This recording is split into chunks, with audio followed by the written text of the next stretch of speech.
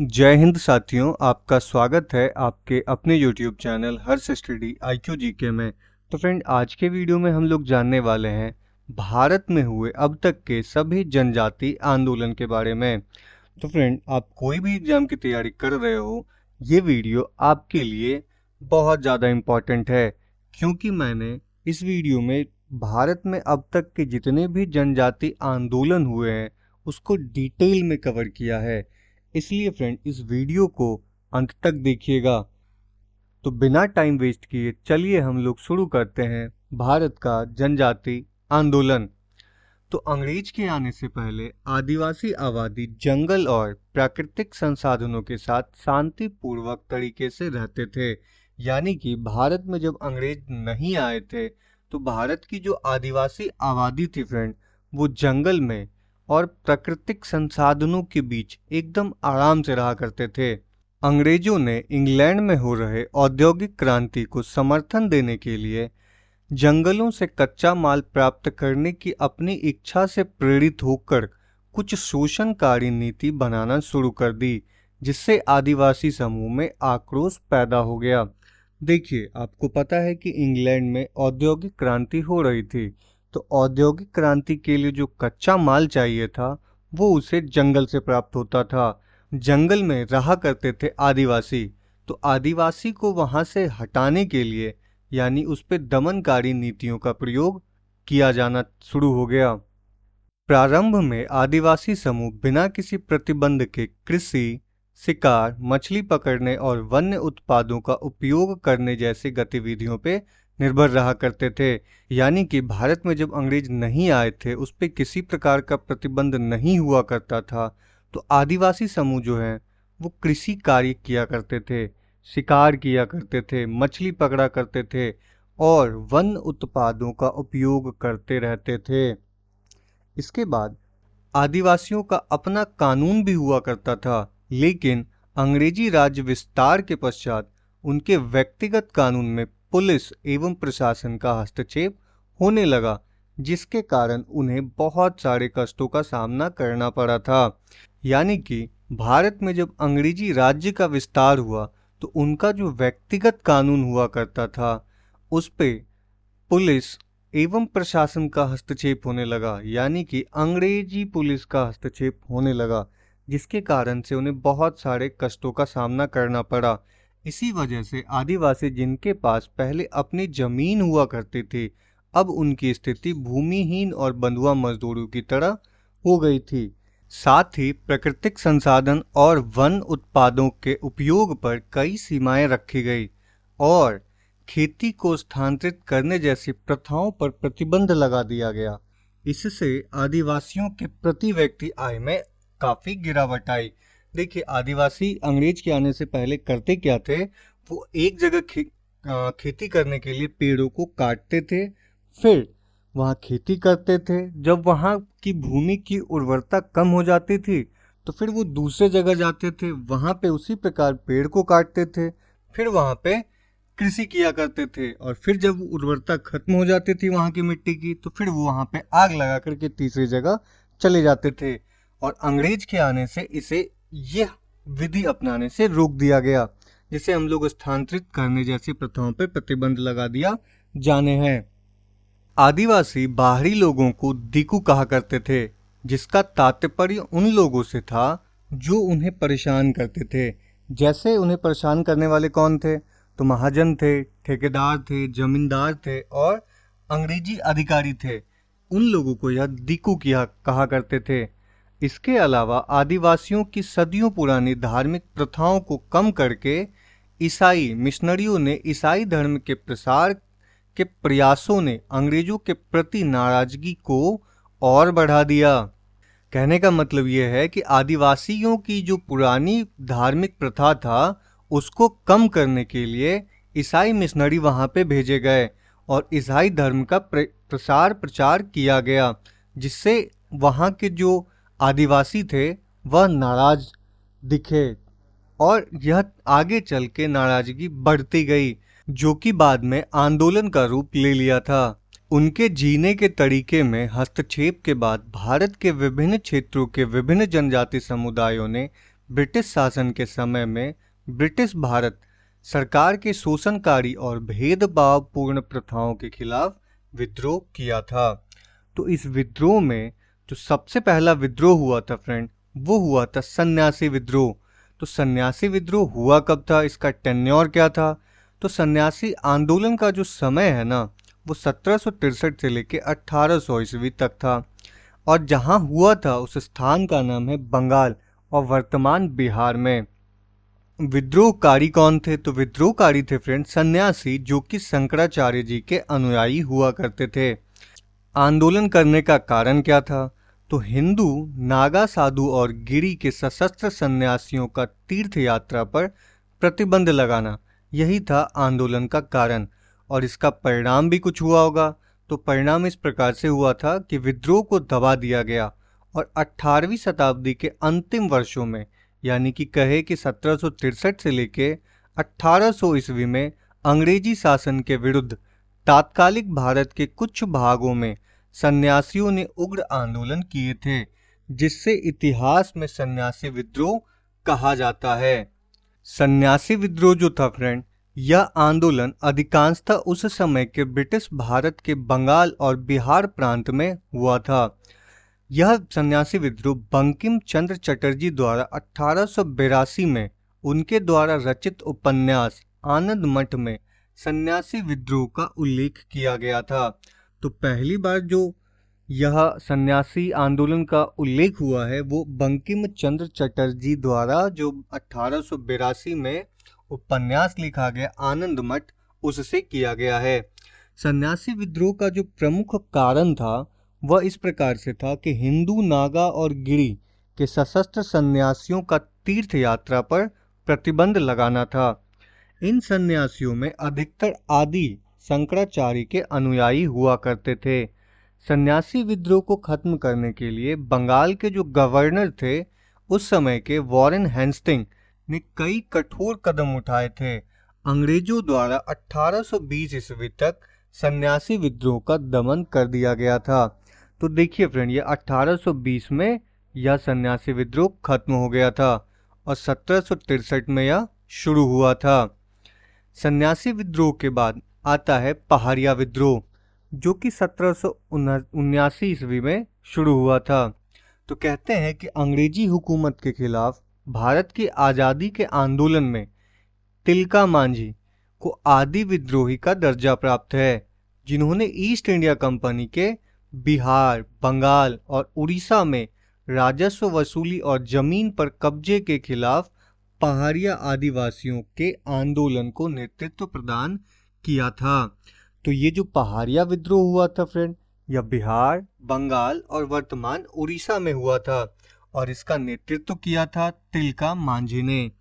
तिलका मांझी ने 1780 से लेके 85 के मध्य ब्रिटिश हुकूमत के ऊपर लगातार हमले किए थे। इसके लिए आदिवासियों और अन्य लोगों को एकजुट करना शुरू किया था। इन्होंने साल की पेड़ की छाल में गांठ बांधकर गांव-गांव आदिवासियों को एकजुट होने का निमंत्रण भेजा गया। तो इन्होंने किया क्या था कि साल की पेड़ की छाल पर गांठ बांधकर गांव-गांव आदिवासियों को एकजुट होने का निमंत्रण भेजा था। तिलका मांझी ने भागलपुर के प्रथम कलेक्टर ऑगस्टस क्लीवलैंड को 1784 में तीर एवं धनुष से जख्मी कर दिया था, जिससे उसकी मृत्यु हो गई। इसी कारण से उन्हें गिरफ्तार करके 1785 में भागलपुर के बीच चौराहे पर बरगद के पेड़ से लटका करके फांसी दे दी गई। तो यह विद्रोह उसी फांसी के बाद समाप्त हो गया, यानी कि 1785 में यह विद्रोह खत्म हो गया। उसके बाद हुआ था चुआर विद्रोह, जो कि 1769 से लेके 1805 ईस्वी तक चला था। तो अंग्रेजी अधिकारी जंगल महाल के भूमजों को चुहार या चुआर कहते थे। तो किसको कहते थे चुहार? तो जंगल के जो अधिकारी थे वो जंगल के महाल यानी भूमिजों, जिनके पास भूमि है, उनको चुआर या फिर चौआर कहते थे। इसीलिए इसके विद्रोह को चुआर विद्रोह कहा गया। चुआर जो है जंगल साफ करके खेती करते थे। तो फ्रेंड मैंने आपको बताया था कि यह एक जगह खेती करने के लिए क्या करते थे, पेड़ काटते थे, फिर वहाँ खेती करते थे, और जब वहाँ की उर्वरता खत्म हो जाती थी तो फिर दूसरी जगह चले जाते थे। तो ये वही किया करते थे। पशु पक्षी का शिकार करते थे और जंगल में पैदा होने वाली वस्तुओं को बेच करके गुजारा किया करते थे। यह विद्रोह मुख्यतः बंगाल के बाकुंडा क्षेत्र में शुरू हुआ था। इसमें अधिकांश स्थानीय जमींदार के यहाँ पाइन यानी कि सिपाही का काम करते थे। वेतन के बदले उन्हें जमीन दी जाती थी जो पाइकन जमीन कहलाती थी। चुआर विद्रोह अंग्रेजों ने कब्जा जमाते हुए चुआरों की पुश्तैनी जमीन छीन छीन कर नए जमींदारों के हाथों बेच दी और इन जमींदारों के साथ मिलकर नई प्रजा बसाना शुरू कर दिया। साथ ही पाइनकों को हटा करके बाहर से ला लाकर पुलिस को उसकी जगह नियुक्त किया गया। तो ये पाइन क्या होता है फ्रेंड, तो मैंने आपको अभी तुरंत बताया कि यह जो जमीन दी जाती थी इनको काम के बदले, वो पाइकन जमीन कहलाती थी। तो इससे जो है फ्रेंड हजारों पाइकन जमीन, घर द्वार, जीविका का साधन सब कुछ खोकर दर दर की ठोकर खाने के लिए ये लोग मजबूर हो गए जब इनकी जमीनों को अंग्रेजों द्वारा छीन लिया गया। इन पाइकनों यानी कि सिपाहियों और किसानों की सम्मिलित शक्ति ने विद्रोह की वह आग लगा दी जिससे बुझाना अंग्रेजी शासकों के लिए बड़ा कठिन हो गया था। चुआर विद्रोह के मुख्य नेता जो हुआ करते थे वो दुर्जन सिंह और कल्याणगढ़ की रानी शिरोमणि हुआ करती थी। इस विद्रोह का जो प्रमुख नारा था वह था इस प्रकार, अपना गांव अपना राज, दूर भगाओ विदेशी राज। तो याद रखिएगा फ्रेंड कि चुआर विद्रोह का जो प्रमुख नारा था वह था अपना गांव अपना राज, दूर भगाओ विदेशी राज। ले गुडियार, कैप्टन फोर्ब्स एवं मेजर क्रॉफ्ट को इस विद्रोह के दमन हेतु भेजा गया था। लगभग 30 वर्षों से अधिक समय तक इस अशांत क्षेत्र में शांति बहाल करने हेतु अंग्रेजों ने इन क्षेत्रों के लोगों को कुछ सुविधाएं देने का निर्णय लिया। 1805 ईस्वी में जंगल महाल जिले के निर्माण के बाद इस क्षेत्र में पुनः शांति व्यवस्था बहाली हुई। यानी जंगल महल जिला के निर्माण के बाद इस इलाके में फिर से शांति देखी गई। इसके बाद हुआ था पागलपंथी विद्रोह जो कि 1813 से लेकर 1831 ईस्वी तक चला था और इसका टेन्योर मैंने बताया कि 1831 में चला था और संस्थापक जो थे इसके वो थे टीपू। और उद्देश्य इनका था कि जमींदारों के अत्याचार के खिलाफ विद्रोह। यह विद्रोह बंगाल में हुआ। टीपू ने जमींदारों के विद्रोह या आंदोलन शुरू किया था। तो पागलपंथी विद्रोह जो है यह जमींदारों के खिलाफ किया गया आंदोलन था। पागलपंथी विद्रोह की जो शुरुआत है वह टीपू ने की थी। पागलपंथी एक प्रकार का अर्ध धार्मिक संप्रदाय था। यह संप्रदाय उत्तरी बंगाल में कमर शाह द्वारा चलाया गया था। 1825 ईस्वी में कमर शाह के उत्तराधिकारी पुत्र जिनका नाम टीपू था, टीपू ने जमींदारों के अत्याचारों के खिलाफ यह विद्रोह शुरू किया था। यह विद्रोह जो है फ्रेंड इस क्षेत्र में 1840 ईस्वी से लेकर 1850 ईस्वी तक जारी रहा था। जमींदारों एवं साहूकारों के अत्याचारों के खिलाफ कमर शाह के पुत्र जिनका नाम टीपू था स्थानीय गारो जातियों के लोगों के साथ 1813 में विद्रोह किया था। तो देखियो, आपने गारो, खासी और जैंतिया जो कि मेघालय में पड़ता है इसके बारे में सुना ही होगा। तो ये उसी इलाके के जनजाति थे। इसके बाद सबसे बड़ा विद्रोह जो था वो था भील विद्रोह। तो 1818 का जो भील विद्रोह था वो जनजातियों द्वारा उठाया गया पहला ब्रिटिश प्रतिरोध आंदोलन था। तो आप इसे याद रख सकते हैं कि 1818 का जो भील विद्रोह था वह जनजाति द्वारा उठाया गया पहला ब्रिटिश प्रतिरोध आंदोलन था। जनजाति का शांतिपूर्वक जीवन एक लंबा इतिहास रहा है, लेकिन ब्रिटिश प्रशासन द्वारा किए गए परिवर्तन और सीमांती व्यवस्था में उन्होंने सरकार के खिलाफ उग्र बना दिया। यानी कि जनजाति का जो है शांतिपूर्वक जीवन का एक बहुत लंबा इतिहास रहा है, लेकिन जैसे ही ब्रिटिश शासन यहाँ पे आई, उनके जीवन में बहुत सारे परिवर्तन लाई, जिसके खिलाफ उन्होंने उग्र प्रदर्शन भी किए थे। तो वर्ष 1818 में सभी भील आदिवासी राज्यों ने एक संधि पर हस्ताक्षर करने के लिए ब्रिटिश प्रशासन से हाथ मिलाया था। अब अंग्रेज असली मालिक बन गए, क्योंकि अब उन्हें राज्यों के बाहरी और आंतरिक दोनों मामलों में हस्तक्षेप और नीति निर्माण का अधिकार सौंप दिया था। इसके अलावा भीलों को जंगल में प्रचुर मात्रा में उत्पादित विभिन्न उत्पादों के उपभोग और उपयोग के अधिकारों से वंचित कर दिया गया था। इससे जनजाति की अंग्रेजों के खिलाफ नाराजगी बढ़ गई, क्योंकि उन्हें विभिन्न बुनियादी सुविधाओं से वंचित किया जा रहा था। ब्रिटिश सरकार ने असंतोष को दबाने के लिए विद्रोह को कुचलने के लिए भी सेना भेजी थी। यानी कि जनजाति का जो विद्रोह बढ़ रहा था, उसके लिए ब्रिटिश सरकार ने अपनी सेना भेजी थी। घने जंगल में लगातार बढ़ती कठिनाइयों के कारण विद्रोह को पूरी तरह से कुचलने के लिए सेना जंगल में गहराई तक जाने में सक्षम नहीं थी। अंत में एक ब्रिटिश प्रतिनिधि, जिनका नाम कर्नल वॉल्टर था, ने आदिवासियों के साथ शांति समझौता किया। मूल निवासियों को उनके विभिन्न करों और उनके वन अधिकारों में रियायत दी गई। भले ही अंग्रेज विद्रोह को दबाने का दावा कर रहे थे, फिर भी भीलों के जो निवास वाले क्षेत्र थे, वे कभी भी स्थानीय शांति हासिल करने में सक्षम नहीं हुए थे। भील विद्रोह के बाद होता है फैराजी विद्रोह, जो कि 1820 से लेकर 1858 तक चला था।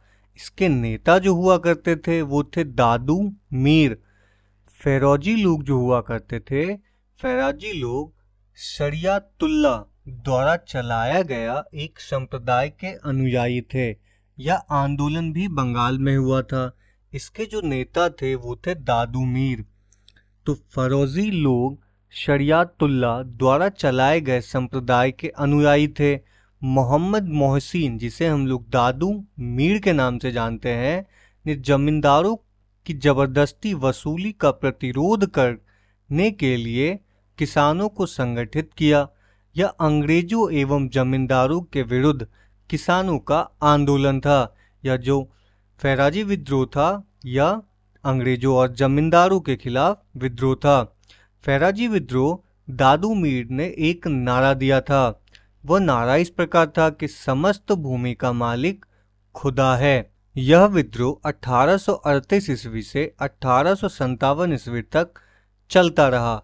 कालांतर में इस संप्रदाय के अनेक समर्थक वहाबी आंदोलन में सम्मिलित हो गए थे। इस विद्रोह के बाद होता है कोल विद्रोह। ये हुआ था 1831 से लेकर 1832 ईस्वी तक। कोल जो है भारत में छोटा नागपुर, जो कि वर्तमान में झारखंड में है, क्षेत्र में निवासी थे। यानी कि ये जो कोल जनजाति हुआ करती थी, ये झारखंड के निवासी हुआ करते थे। अंग्रेजों के आगमन से पहले वे अपनी पारंपरिक प्रमुखों के अधीन पूर्ण स्वायत्तता का आनंद लेते थे, लेकिन अंग्रेजों के सत्ता में आने के बाद वह प्रथा पलट गई। ब्रिटिश सरकार ने गैर आदिवासी साहूकारों, जमींदारों और व्यापारियों की अवधारणा भी पेश की थी। इसी वजह से कोल अपनी पारंपरिक जमीन बाहरी लोगों या साहूकारों के हाथों बेचना या ब्याज के रूप में देने को मजबूर हो गए थे, और उन्हें बड़ी मात्रा में कर भी चुकाना पड़ रहा था अंग्रेजी नीतियों के कारण। ब्रिटिश न्यायिक नीतियों ने उन्हें संकट की ओर बढ़ा दिया था। इन सब के चलते कोल ने 1831 से 1832 में ब्रिटिश सरकार और बाहरी लोगों के खिलाफ विद्रोह कर दिया। इस विद्रोह का एक प्रमुख नेता बुद्धू भगत हुआ करते थे। उन्होंने कई गैर आदिवासियों को मार डाला और उनके घरों को भी जला दिया। इसका सशस्त्र विद्रोह 2 साल तक चला, जिसके बाद अंग्रेजों ने इसे बेरहमी से दबा दिया। इसके बाद आता है खासी विद्रोह, जो कि 1830 से लेके 1833 तक चला था। खासी विद्रोह 1830 से 1833 के बीच उत्तर पूर्वी पहाड़ी पर हुआ था। खासी विद्रोह असम में हुआ था। इस विद्रोह का प्रमुख कारण ब्रिटिशों द्वारा वहां के स्थानीय जनजातियों को जबरन सड़क निर्माण में लगाया जाना था, जिसके विरोध में उन्हें यह विद्रोह किया था। इस विद्रोह का नेतृत्व तीरथ सिंह ने किया था और अंततः 1833 में ब्रिटिश सेना द्वारा इस विद्रोह को कुचल दिया गया।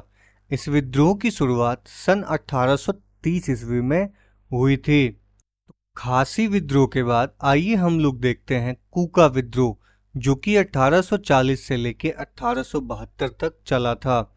कूका विद्रोह की शुरुआत पंजाब में एक धार्मिक आंदोलन के रूप में हुई थी, लेकिन धीरे धीरे यह विद्रोह राजनीतिक विद्रोह के रूप में परिवर्तन हो गया। यह विद्रोह भी अंग्रेजों के विरुद्ध ही लड़ा गया था। और लड़ा कौन था? तो सिखों के नामधारी संप्रदाय के लोगों को कूका कहा जाता है।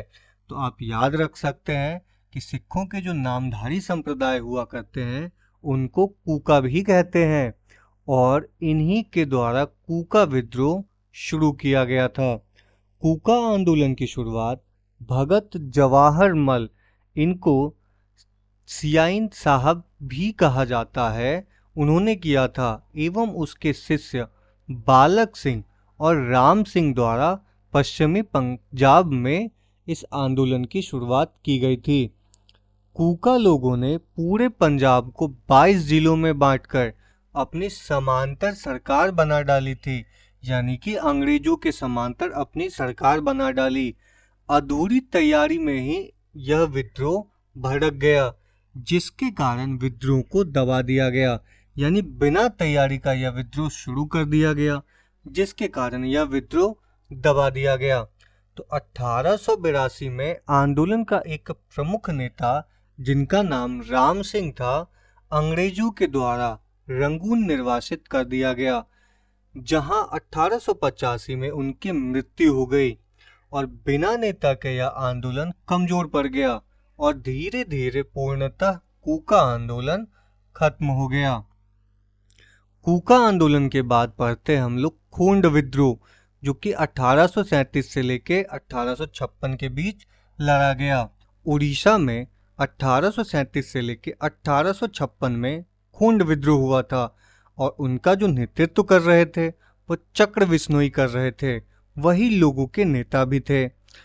उनके विद्रोह का जो प्रमुख कारण था वो था मरिया, यानी कि बलिदान। बलिदान की प्रथा को दबाने का अंग्रेजों का प्रयास था, और बदले में जमींदारों और साहूकारों की आदम के साथ नए करों को पेश करना था। ये था खोंड विद्रोह। इसके बाद हम लोग चलते हैं सांथाल विद्रोह के पास। तो सांथाल विद्रोह, जो कि 1855 से लेके 1856 तक चला था। सांथाल विद्रोह सांथाल जनजाति द्वारा ब्रिटिश ईस्ट इंडिया कंपनी और जमींदारी प्रणाली दोनों के खिलाफ वर्तमान झारखंड, पश्चिम बंगाल और बिहार के क्षेत्र में एक विद्रोह था। तो यह विद्रोह जो था ईस्ट इंडिया कंपनी और जमींदारी प्रणाली के खिलाफ था। और लड़ा कहाँ गया था यह? तो यह झारखंड, पश्चिम बंगाल और बिहार में लड़ा गया था। विद्रोह का नेतृत्व 4 सहोदर भाई ने किया था, जिनका नाम सिद्धू, कान्हू, चंद्र और भैरव था। सांथालों के मुख्य रूप से राजमहल और भागलपुर के बीच क्षेत्र पर कब्जा कर लिया, जिसे दमन एक कुओं के नाम से जाना जाता है। उन्होंने बाहरी लोगों के खिलाफ भी विद्रोह किया, जिससे उन्हें दीकू कहा। इसकी प्राथमिक उद्देश्य विदेशी या ब्रिटिश शासन का पूरी तरह से सफाया करना था। यानी इन लोगों का कहना था कि ब्रिटिश शासन को यहाँ से पूरी तरह से साफ करना है। तो पुलिसकर्मियों, जमींदारों और राजस्व अदालत के अधिकारियों द्वारा संथाल लोगों पर किए गए शोषण ने उन्हें आक्रोश को और भी बढ़ा दिया। साहूकारों ने संथालों से 50 से लेकर 500% के अधिक ब्याज कर वसूली की। इसके अतिरिक्त ब्रिटिश सरकार ने भी गरीब संथालों के लिए न्याय करने के बजाय उत्पीड़कों की शरण दी, यानी कि वो ब्रिटिश सरकार भी इनको न्याय नहीं दिलवाए और जिन्होंने इसे परेशान किया था उन्हीं का साथ इन्होंने दिया था ब्रिटिश सरकार ने। 1855 में 10,000 से अधिक संथालों ने औपनिवेशिक सरकार के खिलाफ विद्रोह किया, लेकिन 1856 में उन्हें अंततः ब्रिटिश सरकार ने पकड़ लिया और आंदोलन को बेरहमी से दबा दिया गया। तो देखिए 1855 में 10,000 से अधिक संथालों ने औपनिवेशिक सरकार, यानी ऐसी सरकार जो कि विदेश से आई हो, उनके खिलाफ विद्रोह किया था, लेकिन 1856 में उन्हें अंततः ब्रिटिश सरकार, यानी कि अंत में ब्रिटिश सरकार ने दबा दिया और बहुत ही बेरहमी से दबाया था। संथाल विद्रोह के बाद आता है मुंडा विद्रोह। मुंडा लोगों ने अंग्रेजों को बहुत जबरदस्त शिकस्त दी थी। यह विद्रोह 1895 ईस्वी में प्रारंभ हुआ था और 1901 ईस्वी तक चलता रहा।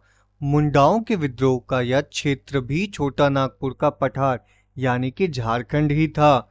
तो मैंने इससे पहले भी देखा कि संथाल विद्रोह जो था यह छोटा नागपुर के पहाड़ के आसपास के क्षेत्रों में ही हुआ था और यह मुंडा विद्रोह भी उसी छोटा नागपुर के पहाड़ के आसपास के क्षेत्रों में हुआ था। प्रमुख नेता कहे कि मुंडा विद्रोह का जो प्रमुख नेता थे वो बिरसा मुंडा जी थे। इसे उलगुलान विद्रोह भी कहा जाता है। मुंडाओं ने सामूहिक खेती का प्रचलन था। इस तरह की खेती को खूंट-कुटी कहा जाता है। मुंडाओं की जमीनों पर जमींदारों द्वारा कब्जा कर लिया गया था, जिससे मुंडाओं में आक्रोश था। मुंडाओं द्वारा छिट-फुट विद्रोह किए जाते रहे थे, किंतु मुंडाओं को संगठित करने का प्रयास जो है वो बिरसा मुंडा ने किया था। तो आप यह याद रखिएगा कि सभी मुंडा बहुत सारा विद्रोह किए थे, लेकिन सभी एक बार इकट्ठा नहीं हुए थे। उनको इकट्ठा किया था बिरसा मुंडा। बिरसा मुंडा का उदय एक चमत्कारी नेता के रूप में हुआ था। बिरसा मुंडा लोगों को विश्वास दिलाते थे कि ईश्वर ने मुझे आपका दूत बनाकर तुम्हारे पास भेजा है। मुझे ईश्वर की दिव्य शक्तियां हैं। मैं तुम्हें इस शोषण और अन्याय से मुक्ति दिलाऊंगा। धीरे धीरे लोगों में यह विश्वास बढ़ता गया कि वास्तव में बिरसा मुंडा में कोई चमत्कारिक शक्ति है और यह इन दिकुओं को भगा सकते हैं। धीरे धीरे लोगों ने बिरसा मुंडा को देखने के लिए एकत्रित होने लगे थे कि बिरसा मुंडा दिखते कैसे हैं। और फाइनली 1899 में क्रिसमस के दिन बिरसा मुंडा ने अचानक उग्र रूप धारण किया। अंग्रेजों को मार भगाने के लिए तथा जमींदारों और महाजनों के अत्याचार से मुक्ति कराने के लिए सभी मुंडाओं को एकत्रित करने लगा। इससे आह्वान किया कि आप पूरी धरती पर मुंडाओं का शासन होगा। बिरसा मुंडा ने कहा था कि इन दिकुओं से हमारी लड़ाई होगी और इससे रक्त से हमारी धरती लाल हो जाएगी, यानी दिकुओं की रक्त से हमारी धरती लाल हो जाएगी। बिरसा मुंडा ने 5 जनवरी 1900 ईस्वी को विद्रोह की शुरुआत कर दी। चारों तरफ भयंकर रक्तपात होने लगा। शुरू में तो अंग्रेज महाजन और जमींदार मारे गए, किंतु बाद में अंग्रेजी सेना ने इस विद्रोह का सामना किया। अंग्रेजों ने मुंडाओं के विद्रोह का दमन कर दिया। बिरसा मुंडा पकड़े गए और उन्हें रांची के जेल में भेज दिया गया। कुछ समय बाद जेल में ही हैजा से उनकी मृत्यु हो गई। हालांकि इसमें बीमारी के कोई लक्षण नहीं दिखाई दिए। लोगों के अनुसार इन्हें जहर दे दिया गया था। तो फ्रेंड, ये था जनजातीय आंदोलन, जो कि प्रमुख रूप से आपके परीक्षाओं में पूछा जाता है। अगर यह वीडियो इन्फॉर्मेटिव आपको लगी हो तो चैनल को लाइक, सब्सक्राइब जरूर कीजिएगा। मिलते हैं आपसे अगले वीडियो में।